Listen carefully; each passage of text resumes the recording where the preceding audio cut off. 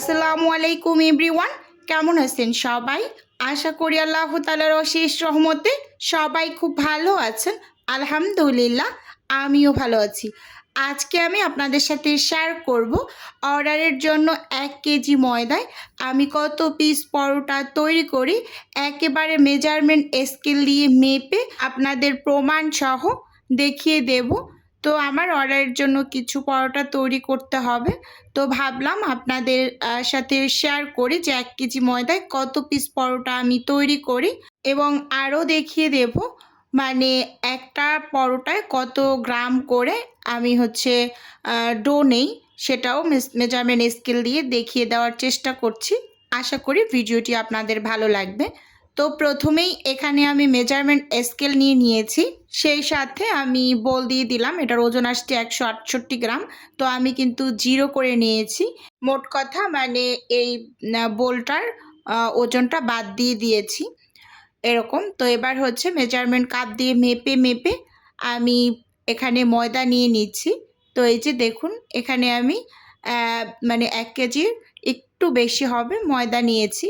আপনাদের একদম মেপে দেখিয়ে দিলাম, যেহেতু এটা 1 কেজির প্যাকেট ছিল না, 5 কেজির ময়দার প্যাকেট ছিল, তো এজন্য আমি এভাবে করে মেপে আপনাদের একেবারে দেখিয়ে দিলাম। এবার আমি বড় একটা বোলের মাঝে ময়দাগুলোকে ঢেলে নিয়েছি, মানে মেখে নেওয়ার সুবিধার্থে। ছোটটার ভিতরে চারপাশ থেকে পড়ে যাবে, এজন্য বড় একটা বোল নিয়েছি। এখন এর মাঝে আমি স্বাদ মতো লবণ দিয়েছি, 1 চা চামচের থেকে একটু কম হবে এরকম দিলাম, এবং সেই সাথে এখানে 1.5 টেবিল চামচ চিনি দিয়েছি, আর এখানে 1/4 কাপ গুঁড়ো দুধ দিয়ে দিলাম। এবার শুকনো অবস্থাতেই আমি উইক্স দিয়ে খুব ভালোভাবে শুকনো উপকরণগুলোকে এই যে মিশিয়ে নিচ্ছি, দেখতেই পাচ্ছেন। এবার আমি এই ময়দাগুলোকে খুব ভালোভাবে ময়াম করে নিচ্ছি। 1/3 কাপের মতো হবে। এখানে আমি রান্নার রেগুলার তেল ব্যবহার করেছি। এবার হাত দিয়ে ঘষে ঘষে খুব ভালোভাবে ময়াম করে নিতে হবে। ময়দা যত ভালোভাবে ময়াম করে নেওয়া যায়, পরোটাগুলো কিন্তু ততটাই খাস্তা হয়ে থাকে। তো এটা হয়তোবা আমরা সবাই জানি যারা কম বেশি পরোটা মোটামুটি পর্যায়ে তৈরি করি। আচ্ছা, যাই হোক, এখানে এই যে দেখুন খুব সুন্দরভাবে ময়দাগুলোকে আমি ময়াম করে নিয়েছি। এবার এখানে কুসুম গরম পানি অ্যাড করে তারপরে কিন্তু ব্যাটার রেডি করছি। একেবারে যে হালকা কুসুম গরম পানি এরকম কিন্তু না, মানে একেবারে কুসুম গরমের থেকে হালকা একটু বেশি গরম হবে এরকম। তো একটু একটু করে পানি অ্যাড করে কিন্তু মানে এই ডোটা রেডি করে নিতে হবে, কারণ অনেকটা বেশি পানির পরিমাণ যদি একসাথে দিয়ে নেন তাহলে কিন্তু ডোটা নরম হয়ে যাবে, বুঝতে পারবেন না যে আসলে কখন পানি বেশি হয়ে গেল। তো এজন্য অল্প অল্প করে পানি অ্যাড করে কিন্তু এই ডোটা রেডি করে নেবেন। অনেক বেশি শক্তও না বা অনেক বেশি নরমও না, মাঝামাঝি টাইপের একটা এই যে ডো রেডি করে নিচ্ছি, দেখতেই পাচ্ছেন। তো আমি কিন্তু পানির মেজারমেন্টটা আর বললাম না, যেহেতু আমি একদম সরাসরি মানে হাঁড়ি থেকেই পানি দিয়ে দিলাম, তো এজন্য আর বললাম না। এবার উপর থেকে আমি সামান্য একটু তেল মানে ডোটার চারপাশে দিয়ে এখানে এই যে ঢাকনা দিয়ে ঢেকে তারপর রেস্টে দিয়েছিলাম 2 ঘন্টার মতো। তো 2 ঘন্টা পর দেখুন আমি ডোটাকে দেখিয়ে দিচ্ছি কতটা পরিমাণ সফট হয়েছে, আগের থেকেও অনেকটা নরম হয়ে গিয়েছে। তো এর জন্যই কিন্তু প্রথম অবস্থায় অনেক বেশি নরম করে ডো রেডি করবেন না, রেস্টে দেওয়ার ফলে কিন্তু আরও বেশি সফট হয়ে যায়। তো সেটা একটু মাথায় রেখে তারপর পরোটার মানে ডোটা রেডি করবেন।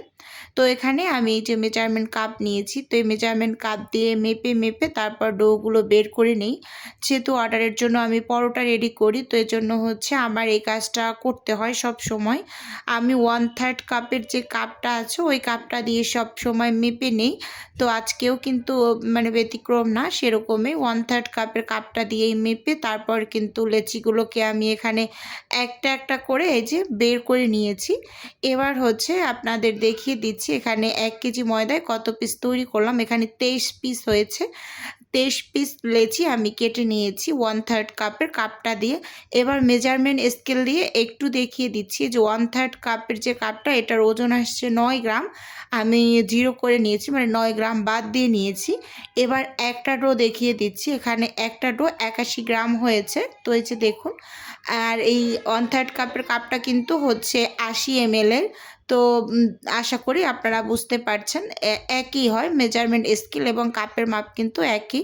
তো আমি সাইডে রেখে এখানে আমি হচ্ছে তেলের মিশ্রণটা রেডি করে নিচ্ছি। তো এখানে ১ কাপ তেল নিয়েছি, মানে 250 ml এর যে কাপটা আছে ওইটা দিয়ে, আর তার সাথে ২.৫ টেবিল চামচ কর্নফ্লাওয়ার মিশিয়ে তো এই মিশ্রণটা রেডি করে নেব। এটা আমি পরোটার ভাজের ভিতরে ব্যবহার করি মাঝখানটায়। তো এটা দেওয়ার ফলে কিন্তু পরোটাগুলো অনেক বেশি মুচমুচে হয়, খেতে মাশাআল্লাহ খুবই মজার হয়। আপনারা ট্রাই করতে পারেন বাসায়।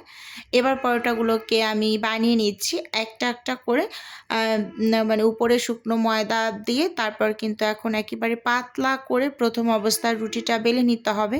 যত বেশি পাতলা করে প্রথম অবস্থায় রুটিটা বেলে নেন, পরোটাগুলো কিন্তু তত বেশি মানে লেয়ারযুক্ত হয়। মানে প্রথম বেলাটা এক্কেবারে পাতলা করে বেলতে হবে। স্ক্রিনে ভালোভাবে লক্ষ্য করুন যে আমি আসলে কিভাবে বেলে নিচ্ছি। আমি যথাসম্ভব পাতলা, মানে আঁকাবাঁকা তেড়া হোক কোনো সমস্যা নাই প্রথমবারে, বাট দ্বিতীয়বারটা একটু ভালোভাবে বেলে নিতে হবে। তো প্রথমবার এই যে দেখুন একেবারেই পাতলা করে বেলে নিয়েছি। এবার তেল আর কর্নফ্লাওয়ারের মিশ্রণটা লাগিয়ে উপরে এই যে ব্রাশ দিয়ে আমি লাগিয়ে দিচ্ছি। এটা চাইলে কেউ হাত দিয়েও করে নিতে পারেন, আমি ব্রাশ দিয়ে করে নিচ্ছি। বারবার হাতে লেগে যায়, এটা ভালো লাগে না, বিরক্ত লাগে। আচ্ছা যাই হোক, এখানে এই যে আমি ময়দা ছিটিয়ে ভাঁজ দিয়ে দিচ্ছি। আমি যেহেতু সবসময় চারকোনা শেপের পরোটাটা তৈরি করি, তো আমি চারকোনা করেই ভাঁজ দিয়ে নিচ্ছি।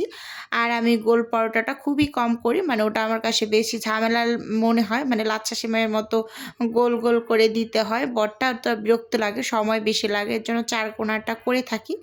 এই যে এখানে আমি আরও একটা করে নিচ্ছি। এভাবে একটা একটা করে আসলে সবগুলোকে প্রথমে আমি বেলে নিচ্ছি। তারপর তেল আর কর্নফ্লাওয়ারের মিশ্রণটা দিয়ে ভাঁজ করে রেস্টে দিয়ে রাখবো। মানে সবগুলো তৈরি করতে করতে কিন্তু মোটামুটি পর্যায়ে আধা ঘন্টার থেকে একটু বেশি লেগেছে, ৩৫ মিনিটের মতো। তো এর মাঝে কিন্তু এগুলো ভালো সময় ধরেই রেস্ট পেয়েছে। আচ্ছা, আপনারা যদি বাসায় অল্প করে তৈরি করেন, তাহলে কমপক্ষে হলেও ১৫ মিনিটের মতো একটু রেস্টে দেবেন। এই তেলটা ভিতরে দেওয়ার পর একটু রেস্টে দেওয়ার ট্রাই করবেন, খুব ভালো ফলাফল পাবেন।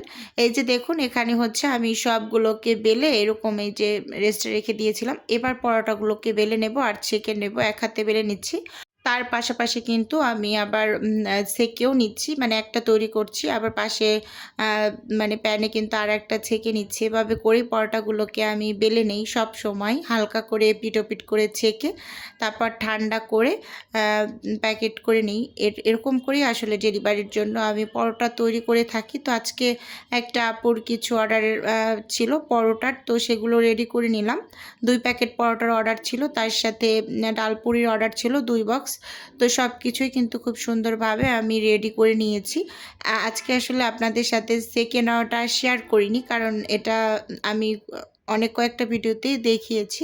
তো দেখুন এই যে ছেঁকে নেওয়ার পর আমি ঠান্ডা করে নিয়েছি। এগুলো সব ঠান্ডা করে এবার হচ্ছে আমি প্যাকেট করে নেব, দেখতেই পাচ্ছেন।